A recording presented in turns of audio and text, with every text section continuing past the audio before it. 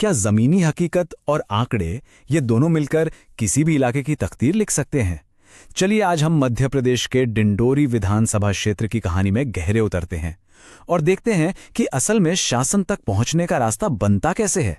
भारत का दिल मध्य प्रदेश, और ठीक वहीं बसा है डिंडोरी। अब ये महज एक भौगोलिक इलाका नहीं है, ये एक ऐसी जगह है जहां परंपरा और आज की चुनौतियां एक दूसरे से टकराती हैं। और आज हमारी पड़ताल का केंद्र यही है। एक बात है, असली लीडरशिप बोलने से नहीं बल्कि सुनने से शुरू होती है। आप जो भी आंकड़े देखते हैं ना, उनके पीछे लोगों की कहानियां छिपी होती हैं, और हमारा सबसे पहला काम उन्हीं कहानियों को समझना है। और अगर डिंडोरी की राजनीति को समझना है तो हमें वहां की जमीन को, वहां के मौसम को और सबसे जरूरी वहां रहने वाले लोगों की जिंदगी को समझना होगा, क्योंकि राजनीति आखिरकार इन्हीं सच्चाइयों से जन्म लेती है। तो कैसी है डिंडोरी की ये राजनीतिक जमीन?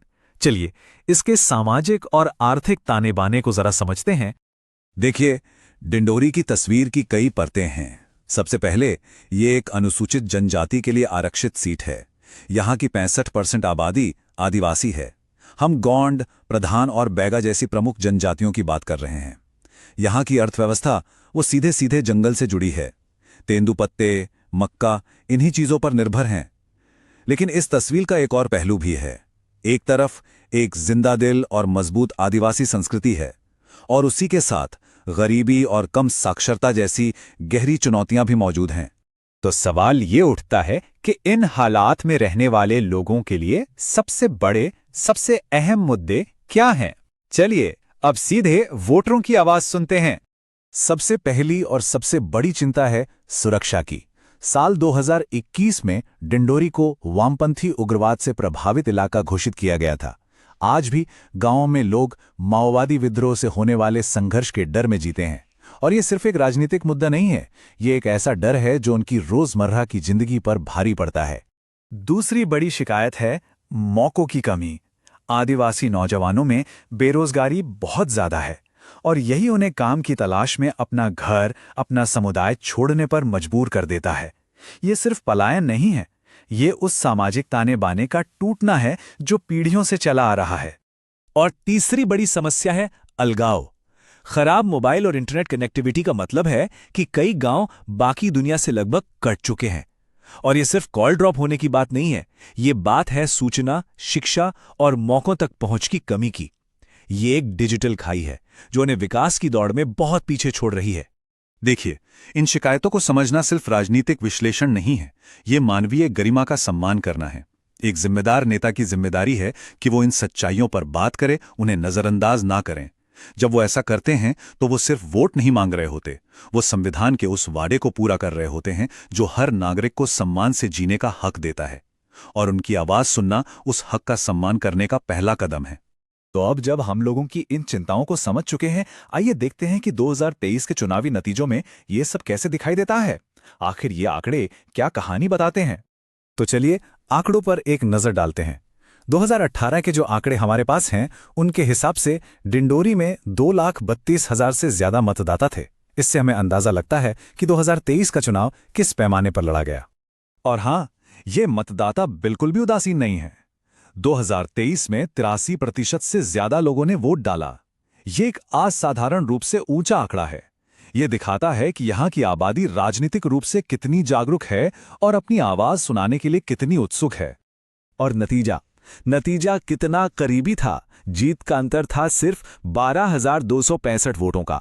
अब कई शहरी सीटों से तुलना करें तो ये एक बहुत ही छोटा मार्जिन है। इससे पता चलता है कि डिंडोरी में राजनीतिक मुकाबला कितना सख्त है। यहाँ सच में एक एक वोट की कीमत है। ये चार्ट हमें उस करीबी मुकाबले की पूरी कहानी दिखा रहा है। इंडियन नेशनल कांग्रेस को 45% से कुछ ज्यादा वोट मिले, जबकि भारतीय जनता पार्टी को करीब 39%। ये जो लगभग 6% का फर्क है, ये इस सीट के कड़े मुकाबले वाले मिजाज को और भी पक्का करता है। तो इन नतीजों के पीछे की असल वजहें क्या हैं? चलिए डिंडोरी की राजनीति को तय करने वाले पुराने पैटर्न और यहाँ के नेतृत्व को समझने की कोशिश करते हैं। डिंडोरी का चुनावी इतिहास देखें तो इसमें काफी उतार चढ़ाव नजर आता है। ये क्लासिक स्विंग सीट रही है। 1998 और 2003 में बीजेपी जीती, लेकिन 2008 के बाद से ये सीट लगातार कांग्रेस के पास है। ये पैटर्न हमें क्या बताता है? यही कि यहाँ के वोटर किसी एक पार्टी से बंधे नहीं हैं, वो काम और मुद्दों के आधार पर वोट देते हैं। तो सवाल है कि इस सीट को जीतने वाले नेता कैसे होते हैं? जो उम्मीदवार यहां से जीते हैं, ओमकार सिंह मरकाम, वो एक खास किस्म के नेता हैं जिन्हें हम आदिवासी मोबिलाइजर कह सकते हैं। मतलब एक ऐसा जमीनी नेता जो आदिवासी हक की बात करता हो और लोगों को अपने साथ जोड़ने की ताकत रखता हो। चलिए उनके प्रोफाइल को थोड़ा और करीब से देखते हैं। उनकी ताकत एकदम साफ है। वो 4 बार के विधायक हैं, जिससे अनुभव और विश्वसनीयता दोनों मिलती है। उनकी गहरी आदिवासी जड़ें और साफ छवि वोटरों में भरोसा जगाती है। लेकिन उनकी कुछ कमजोरियां भी हैं, जैसे इतने लंबे कार्यकाल के बाद सत्ता विरोधी लहर का खतरा और तकनीक के मामले में थोड़ा पीछे होना, जो उन्हें राज्य स्तर की बड़ी मशीनरी के सामने कुछ हद तक कमजोर बनाता है। तो इस पूरे विश्लेषण के बाद अब सवाल यह है कि आगे का रास्ता क्या है? एक असरदार रणनीति आखिर कैसी दिखनी चाहिए? ये 90 दिन का रोड मैप एक साफ रास्ता दिखाता है। पहले 30 दिन नींव रखने के लिए, मतलब मुद्दों को समझना, टीम बनाना। अगले 30 दिन लोगों से सीधे जुड़ने के लिए, घर घर जाना, पंचायत में बैठकें करना।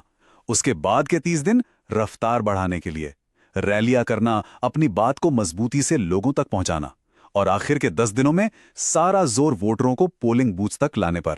और इसमें नेता के लिए कुछ बहुत ही ठोस कदम शामिल हैं, जैसे दूर दराज के गांव में खुद जाना, सिर्फ वोट मांगने नहीं बल्कि पैसा कानून जो पंचायतों को स्थानीय संसाधनों पर हक देता है, और मनरेगा जो रोजगार की गारंटी है, इन पर बात करने के लिए।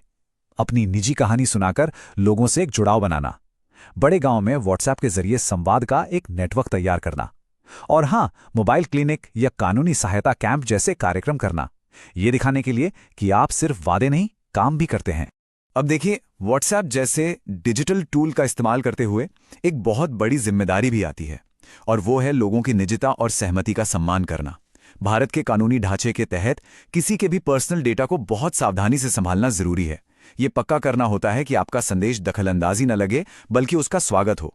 लोगों की जानकारी को सुरक्षित रखना सिर्फ एक कानूनी जरूरत नहीं है, ये भरोसा बनाने की बुनियाद है। तो इन सब बातों का निचोड़ क्या है? देखिए, ये सिर्फ विश्लेषण से मिली जानकारी की बात नहीं है।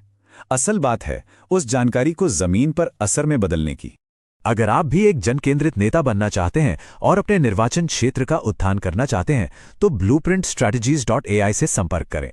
हमें mgr@blueprintstrategies.ai पर ईमेल करें या 080 420 400 602 पर कॉल करें। राजनीति से परे एक उद्देश्य।